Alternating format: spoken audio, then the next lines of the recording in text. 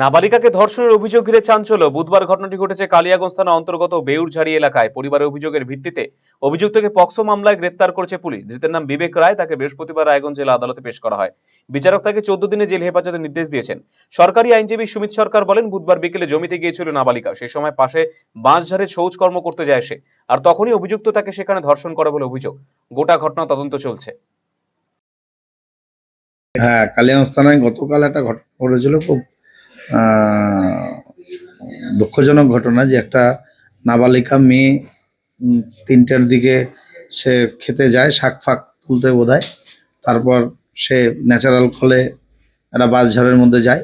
সেখানে এই যে আসামি আছে, সেই আসামি গিয়ে তাকে জাপটে ধরে এবং ধর্ষণ করে।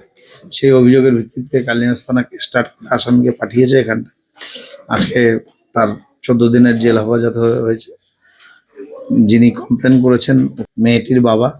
আমরা ওনারকে যতটুকু আইনি সহযোগিতা করার অবশ্যই করব।